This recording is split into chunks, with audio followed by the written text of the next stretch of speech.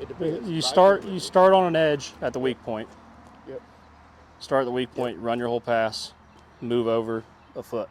Absolutely. And as you work in and keep going farther and farther in, the weaker and weaker it gets. Because what it's doing, instead of, like when you do a slab with one of those, you're poking a hole all the way through it. But you're just poking a hole. That's right. That's all you're doing. This is fracturing it. And it's spider webbing it all the way through.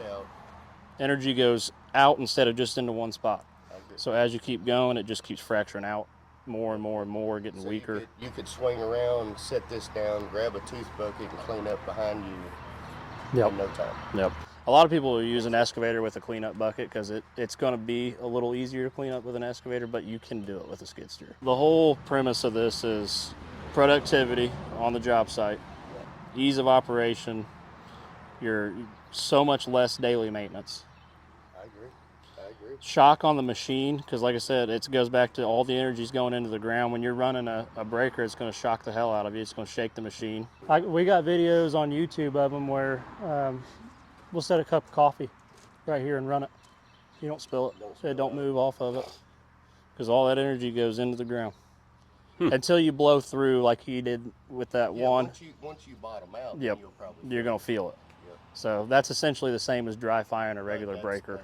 Well, this is really geared up for flat work, though. It's not geared up for going in and digging a foundation in rock. No, right? no rock. You're not gonna, because I mean, let's be honest. If you take it and put it on an excavator and put it on a single rock, it's going to break it. Yeah. But it's not good. It's not going to do what a traditional breaker would for rock. Yeah. But a traditional breaker is not going to do what this is going to do on a slab. You can use it on curbing. If you're doing curb on a sidewalk, you can take all the curb out with it. Sidewalks, driveways, just pads.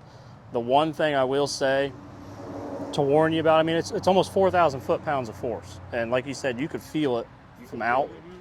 Sure. If you're doing a pad, like if somebody's doing a pad right up next to a house, I mean, and there's a sliding glass door, something like that, be careful, because if you get close enough and it's put enough force into that door, we've seen it crack windows and things, just being that close. But that's the same with a traditional breaker too. I mean, you're flinging stuff all over it. Go through the basic process then. So when you're sitting in the cab of that skid steer, what are you doing to make this thing operate efficiently? Kind of like a rhythm, I call it a dance. But from on the hydraulics, it's just the aux, you're just hitting the button, right? You're just holding the trigger. Yep, and it's going up and releasing all on its own. You don't have to time it. You just hold it and it does everything. The only timing you're going to have is when you move. So you hold that thing down, that weight will come up, and as soon as it hits, you're going to hear the chain cycling again to pick it up again. While it's doing that, you want to be reversing. So it's just holding the trigger and reversing, stopping, letting it hit, reversing, stopping, letting it hit. That's it. Okay, well, that sounds simple enough. It's about as simple as it gets. And like I said, daily. And worst case, you're just slow.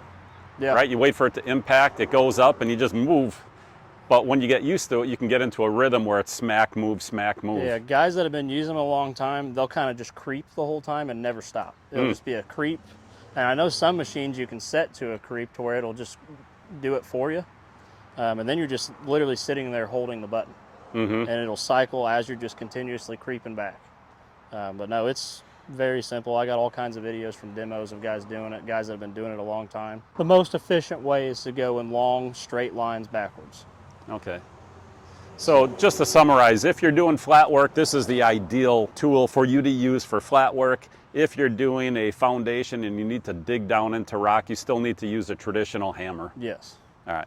Yep. Anything rock-wise, I would put you in a traditional breaker. Flat work, you can do flat work with a breaker, but you're just going to poke holes. Your time frame is going to be slower. Your chunks that you're breaking are going to be a lot bigger. With this, you're fracturing smaller pieces, so you're going to get more into a truck, a lot less air, and then just ease of operation, ease of maintenance.